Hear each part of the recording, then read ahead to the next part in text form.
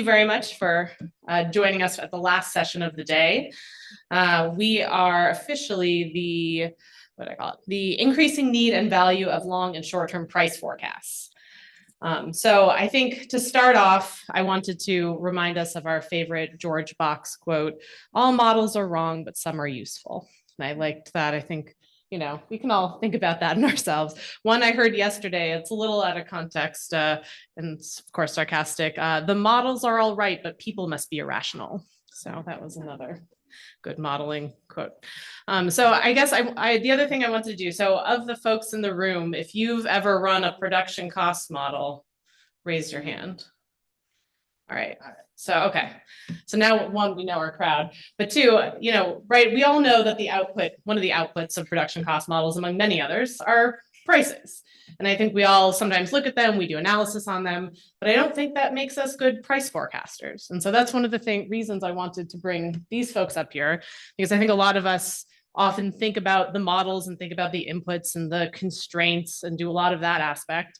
And then we definitely look a lot at the prices, but we don't necessarily try and match them up with the ISOs, or if we do, it's for some purpose. But, these folks are trying to do it ahead of time, either days, weeks, months, years ahead of time. So I wanted to really kind of dive into that. And part of the reason is that a lot of the new generations on our system, new assets on our system need price forecasts. So in a prior role, I was doing storage optimization, and that's the name of the game in storage optimization. If you can predict forecast prices accurately, then you can make a lot of money, right? So anyway, with that, I would like to get going. We're going to do mostly discussion based. So folks have some opening remarks. I'll have a couple slides for some people, but then we'll dive into questions. I'll start off with a few of my own and then open it up to the crowd. So Scott Bruns from who is the director of US Power Markets. If you want to take over, and I think, yeah, I'll let you get started.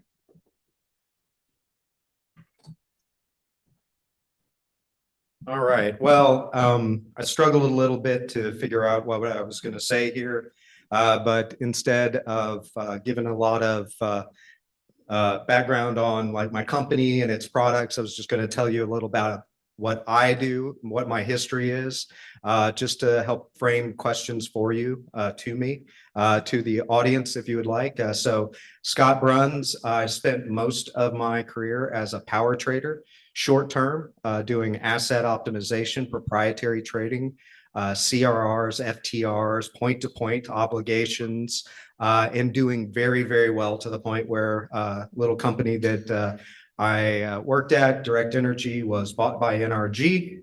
And as I was jumping over to another Engie, this company, Enverus, who is a large oil and gas energy power software company, picked me up at mid-jump and said, "Do you want to come join this software company?" And I made the incongruous decision to do that. And so for the last 5 years, I've been helping build power flow simulators, which is one of my backgrounds. Also, from a customer's perspective, discussing the building of load forecasts, price forecasts, both in the short term and the long term, just because that has always been my experience. As a trader, what I always tell people, that traders are not analysts. Their job is to consume risk, short-term, long-term risk. One of my first bosses I came in I was very upset at the output of this price model. Just how I got to this solution that I felt was correct, given the crappy inputs that I had put into it. And he looked at me straight in my face and said, "I don't care if you pulled that price out of the trash can. If you believe it and you stand beside it, then that's an accurate forecast." And so from that, just that sets the bar of what traders believe, so that they want the validation from you and the understanding from you. And so with that, coming into Enverus's approach to the power markets, oh my goodness, is that we take fundamental power forecast. We bring them through all of our simulators, our production cost models, all the way through our advisory service, our intelligence services, all in one package. And so an integrated solution that we can trace and that it is knowable, because ultimately that price that you give to a trader is less important than being able to explain to the trader when he was wrong. And they're never wrong. So when you were wrong. And so with that, we have two versions of these forecasts. We have a short-term forecast, which is through our state estimator model, which is the Muse state estimator model, which is marginal unit as a brand name. And so this is a state-of-the-art power flow simulator that is used for CRRs, FTRs, some of the biggest shops around that do that sort of trading, and then also for short-term trading for day-ahead real-time markets. So we have absolutely fantastic models. I'm happy to talk to you about them. They are the most quality models on the market. So says me. I'm sure that the rest of the panel also has the state-of-the-art models, but we're very proud of the work that we do. And then on the long term, we also do long-term forecasting. So we have businesses like Pearl Street that do AC power flow modeling for the cluster studies. We also have long-term forecasting models that are driven mainly from our intelligence and advisory services. The inputs to these models, I mean, they're still calculating engines, but the inputs to these models we curate on behalf of our clients, which is something that I think that is unique to us. So what this gives us the ability to do is that we have oh my goodness, I apologize. We have very data-driven intelligence here. And so again, so that the ultimate end goal is not only just a price forecast, but it's also the discussion of what are the upper and lower bounds of this risk. Because from a trader's perspective, and more importantly, from a capital perspective, knowability to these markets are supreme. So ERCOT went from a very, very liquid market here until Uri happened. And it didn't even happen after Uri. It happened about 8 months after Uri when they started making ORDC and design changes to the markets. And so that unknowability is the thing that strikes fear into these originators, these banks, these equity folks. And so again, hopefully I can bring a little light and answer any questions that you have. Thank you.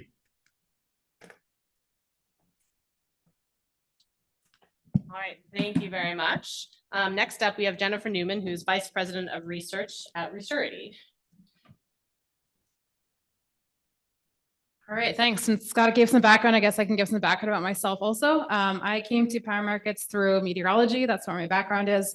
I was hired at Resurity as a wind energy research scientist about 8 years ago. I then worked pretty closely with our power markets team when we were rolling out our fundamentals models, helping them integrate weather variability into our forecasts. And then about a year ago, I took over the research team. So we produce our generation models as well as our long-term price forecasts. So Robin kind of stole my quote here, but I did want to borrow this question from the description of the session, which is what makes a forecast good. As Robin mentioned already, no forecasts are good. Some forecasts are useful. I don't know who originally said this, but I think it's pretty applicable to anyone who's trying to make long-term power price forecasts in the year 2025 amidst all this policy uncertainty as well as load growth. It's definitely a challenging time to be taking bets on long-term price of power. So what actually makes a forecast useful? So there are 3 key points I want to hit here. I'm sure there's many more that we can discuss. But first, you want your input assumptions to be realistic, transparent, and coherent. Realistic, meaning that if you're assuming a certain capacity build out, you want to be looking at historic build rates and supply chains to determine how realistic is it that all this capacity could come online. And I'll admit this is a challenging one because we're seeing just unprecedented amounts of load growth and renewables in the queue. So This is where all the experts on this panel come in. We need to apply some judgment to figure out which of our input assumptions are realistic. Second, you want your assumptions to be transparent. This is where fundamentals models really shine. You have transparency on everything you're inputting into the model. So you can do sensitivity tests and see if I add 6 gigawatts of solar, how does that impact price formation?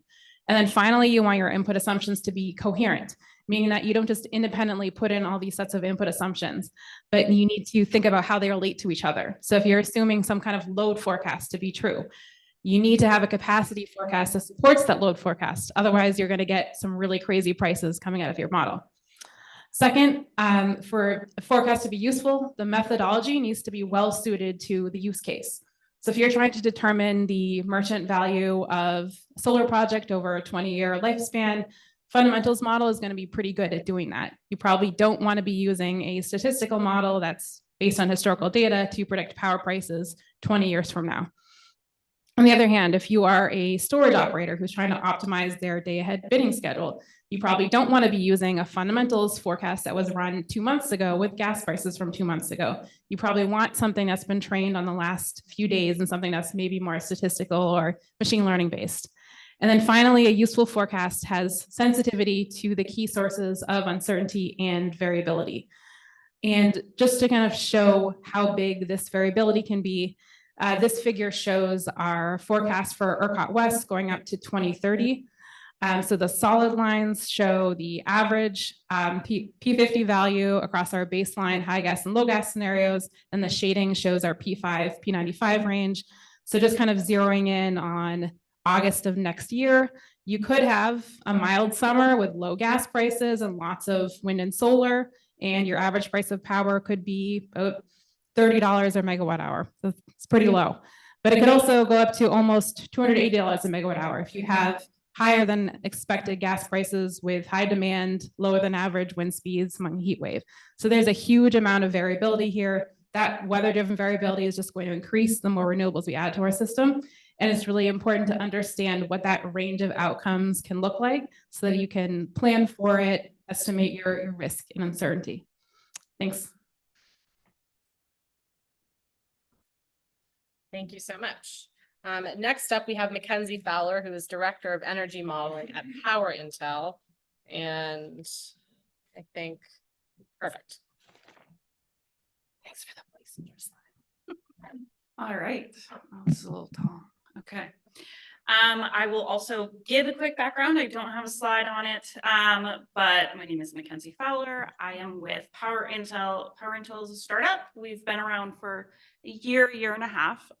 We were born out of some companies that probably are very familiar to you, though. So Power Intel was born out of TCR, Tabors, Karamannis, Rudkovich Consulting. We still work very closely with the TCR team. We also work very closely with the analytics powered by PSO team as we use their software in all of our modeling. Power Intel is producing long-term price forecasts. We're looking out 15 years hourly nodal, day ahead in real time across 3 different scenarios in hopefully every market across the US by the end of the year. And then eventually we'll get into Europe and beyond.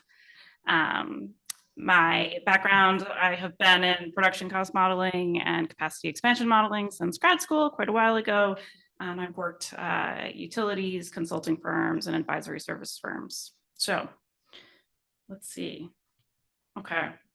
I think what makes a forecast valuable, what makes a forecast useful, I think I agree with everything Jennifer said, and I'm going to add a little bit of a slightly different lens to it. Is that kind of what makes a forecast useful is a forecast that is both granular and consistent. So I think a valuable forecast should really reflect rigorous consistency between the physics, the economics, the market operations, so that's physics and price formation, and emissions. So our LMP forecasting, our price forecasting, and our emissions, which when I'm talking about emissions, I'm talking about locational marginal emission rates. It really relies on very detailed power system modeling. And when I say that, I mean that the model should follow fundamental physics and power system constraints at least the hourly level. You can go below that if you want to. But I think the types of models that people have traditionally used for price forecasting in history have been zonal pipe and bubble type models. And while that may have been good enough 15, 20 years ago, the system has obviously changed pretty drastically with the addition of variable renewable resources, with the addition of storage, with the increase in extreme events. We really need to be able to capture as much detail and as much granularity in our models as we can. And when I'm thinking about granularity in that sense, I'm thinking about the topology.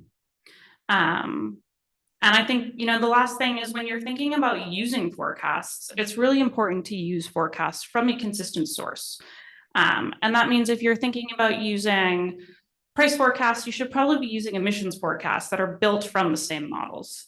So if I want to think about making decisions in the long term, I can't really be using a price forecast from one vendor and then an emissions forecast from another vendor that are built in totally separate models, totally separate future realities. So I did a quick little study. I thought this would be fun. If I'd had more time, I wanted to do a lot more, but I'll just go through this really quickly. So I think generally the consensus here is that adding nodal forecasts gives us better information. So I'm looking at 2027 ERCOT monthly day ahead SPPs. So that's essentially the LMP with the ORDC in it in ERCOT. And so we're looking here, I have nodal. So the solid green line is my West Hub nodal price, average monthly price. My green line is the nodal price of a 205-ish megawatt wind plant. It has around a 34% capacity factor. It was installed in 2015. So at this point in time, the PTC is no longer relevant to this particular plant. And it's located in West Hub and North Weather Zone. So those overlay, right? But it's in the North Weather Zone portion of West Hub. I ran a production cost model for that year. And when I'm looking at trying to settle this plant, so I have my typical production profile that I would expect of this plant, right? And then I'm dispatching it against two different price series here. So when I have this plant at the node, right, I'm seeing 9% of hours of this plant being curtailed. So that's 783 hours across the year. And the revenues from the nodal price and the curtailment, I'm looking at about 9.3 million for that year. If I were to only use a hub price to try and predict the revenues of this plant, I'm grossly underestimating the curtailment that I'm going to see at that plant. So if I look at just the West Hub price, I'm only seeing 2% of my hours being curtailed there. That's 158 hours in this case, right? So if I were to use that West Hub price to try and predict the revenues for that year of this plant, I'm looking at $11.5 million. So obviously that's like a 20% difference, pretty significant, especially if I'm trying to do this over even longer time scales, right? 15, 20 plus years. I think the other thing to think about, right, is that I've talked a lot about these physical models and how important that is that you're also going to really kind of underestimate these revenues if you're using these zonal pipe and bubble type of models to do that. And so I ran the same year, but I ran it with a zonal model. And we can see that's the black line over on the left-hand side. And in this instance, I've given the North Weather Zone price because how do you get hub prices from a zonal model? Unless you set up the model with those particular zones, but then in that case, you have to figure out how to make all of your input data match those hubs, which I think is a totally different thing, right? So I'm going to use North Weather Zone because that's about as close as I'm going to get. We're looking at about 367 or 4% of my hours are curtailed or zero or negative priced hours, right? In this case, but my prices I can see are much higher in the shoulder periods, and they're a little bit lower in the summer. And that's because of the lack of topology. I'm just not capturing enough detail about the system, and I'm not capturing the congestion. I'm not capturing the constraints. And so The revenues in my zonal model are 13 million. So even though my curtailment, my number of zero or negative priced hours is somewhere in the middle of what I saw with my West hub and my node, my revenues are way overstated in this case because I'm not using the best information that I could be. Okay, so my last slide. I think what makes a forecast useful, I don't need to bring up the quote again, we've done that. But I think what makes it useful is again, granularity and consistency. So for granularity, it's really trying to properly capture the system physics and engineering all the way down to price formation, and then trying to capture the dynamics of decision-making under uncertainty. So that's starting to think about, okay, if I'm bringing in a real-time cycle, what kind of impact are forced outages going to have on my prices, right? So starting to add in this other kind of uncertainty into additional cycles. And then consistency. So I think this goes more to what Jennifer was talking about at the beginning, which was the data and assumptions should really match throughout the modeling process. You need to be really thoughtful about what you're putting in and making sure that that's going to give you valuable and useful results. And the inputs and results should then be calibrated to historical data. And so I can throw as much data as I want into a model and I can hit run. But if I haven't looked at how that matches up against history and how I expect that kind of pattern to change over the longer term, my forecast might actually not be that useful. So looking forward to the discussion. All right, excellent. Let's see if we can get one more all models are wrong, but some are useful out of us. Our next speaker is Norm Richardson, who's the president and founder of Encompass. Thank you. And if you were coming to hear about the latest trends in AI for price forecasting, you've come to the wrong panel. I think myself included and the rest of us are really all steeped in using the fundamental models to really generate price forecasts that can go both from the short term and the long term, but allow themselves to be used for a variety of different applications and scenarios. I will give a little bit of my background. The gray hairs probably give away I've been doing this a little while. I started out with a company known at the time as Energy Management Associates, became New Energy Associates, and I built my first price forecasting model in the late 90s and early 2000s. That model would consider the very long-term view and would build any type of gas, coal, and nuclear you wanted to. But if you wanted renewables or any kind of storage, you just kind of had to adjust the load forecast to go into it. So things are a little different now. That model was used a lot for doing long-term asset valuation because everyone went bankrupt building gas plants in the early 2000s. And so I cut my teeth on the Mirror bankruptcy and several other distressed asset sales and learned a little bit and learned from a lot of mistakes in doing that. About a little over 10 years ago, I went off to build my second model in Compass. That was my company's name at the time was Anchor Power Solutions. Grew that company until about 18 months ago, became part of Yes Energy. And so actually my title now is the Vice President of Modeling at Yes Energy, where I direct most of the modeling efforts for the company. And that's going to, of course, include the market price forecasting. If it didn't, I wouldn't be up here talking to you today. But also includes applications and use for things like integrated resource planning, portfolio and asset valuation, and resource adequacy. But of course, the thing that I'll focus on here for this session is the price forecasting side of things. And so when we have these production cost models and capacity expansion models, of course, they can be used for an individual utility or a power plant operator or a developer to look at, well, given an assumption of prices in the market and my own operations, my own load forecast, what's the least cost way for me to meet load or to do budgeting and forecasting? If I combine that with a database that includes the entire market, I now have the basis for doing my fundamental price forecast. And so I can then include several aspects of prices, because prices are going to include more than just a single zonal energy price. When we start talking about nodal applications and nodal markets, we'll have more of an LMP that's going to include congestion and loss components with that as well. And then, of course, there's the ancillary service side of things. Now, one of the things I will say is that I generally would not say, yes, take this ancillary service price forecast coming out of the model and start trading against that. The ancillary service markets are a little unique, but in terms of a price forecast, I think what you would want to see is at least a model or a set of prices that kind of give you a holistic view of what the profitability for a project would be, or how it might affect some of your positions and some of your trades in various markets.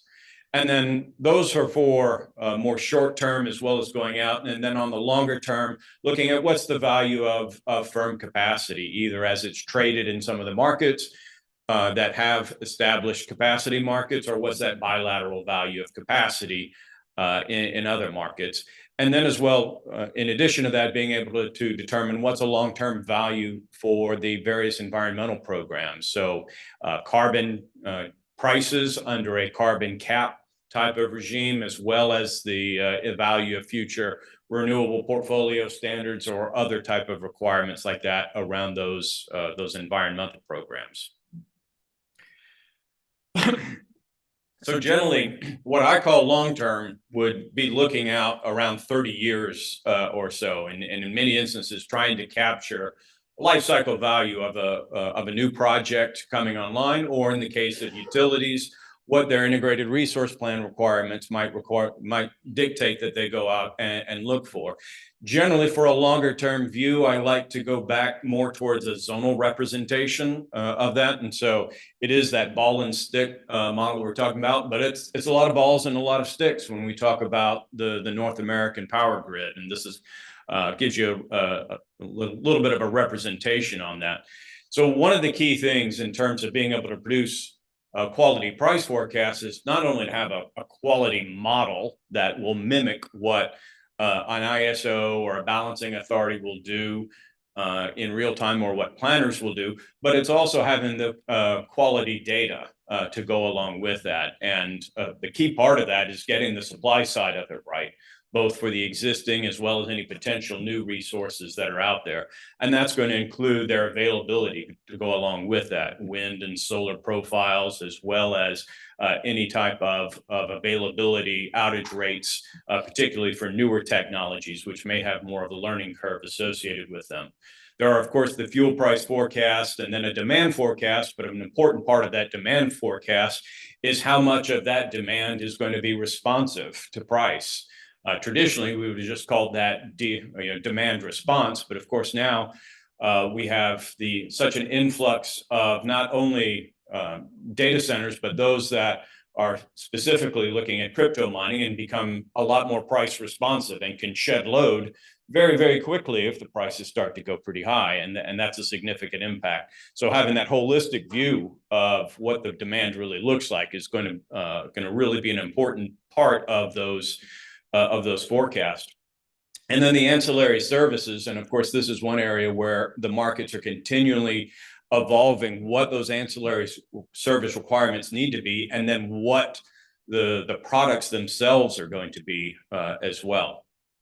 And transmission from a zonal side, just what that ball and stick model can actually do for moving power back and forth. For me, this is the basis for doing any type of model, whether it's short-term or long-term, and it's just determining how well as your fundamentals are in place. Now, for a long-term model, the big piece of the puzzle becomes taking that and saying, okay, how is the power supply on the grid going to change in the future? And that's where the long-term assumptions around what are the planning reserve margins, and what are researchers going to be able to see in terms of their effective load carrying capability, and being able to recognize capacity values or capacity revenues in that market. The capital cost of these resources, of these new projects, of course, is a very significant driver, as well as the tax credits, which may or may not, or may or may not be a part of that decision-making process. And then, of course, those long-term emission limits and costs, where we will see, and it becomes increasingly less likely that we'll see a national type of a program, but more than likely, we will start to see more state and regional type of requirements come in addition to the ones that are already there. And how does that drive the power supply requirements in the various markets? And then a short term, and I have a pretty broad definition of short term, which can cover basically the next trading day out to the next 3 to 5 years. And this is where I think the nodal application is really valuable. And in this, we'll take that same type of model topology that we had with the demand, the fuel price forecast, the generation, now overlay on top of that a power flow case, a transmission grid that the ISOs themselves are either publishing as state estimator cases, as FTR or CRR cases, or for a planning case looking out 3, 5, 10 years, depending on what those series are. And then being able to determine, given this topology, where does the demand fall out? In particular, where do those load centers go? And then where does both the existing generation as well as the projected generation in the interconnection queue and anything we might forecast in the future, where does that physically go on the grid? And then it's not just automatic that you're going to just constrain everything. You've got to also be able to include not just individual transmission line ratings, but various flow gates, the GTCs and ERCOT, the joint flow constraints and other markets, the interfaces, as well as be able to handle the N-X type of contingencies that the ISOs themselves are looking at for setting those prices. And of course, you want to be able to benchmark, and of course, if you're using this for a trading position, to be able to actually line back up with what the trading hub definitions are. And so having that definition for coming from a very diverse group of buses and substations in a market to be able to say, what's the PJM Western Hub actually look like by taking the fundamental components. And as was mentioned previously, that will give you a better representation than just a ball and stick model for what a PJM Western Hub price would be as well. I do also in certain instances consider blending these two together. So taking various congestion components from a shorter term simulation, extrapolating and combining those with a longer term view to be able to get a little bit more insight into where congestion may occur in the grid. I definitely don't like running power flow cases for the year 2055, but I do understand that there is some value in underlaying what potential congestion may look like that far out into the future. And with that, I think I'll turn it back over. Excellent. Well, thank you all very much for the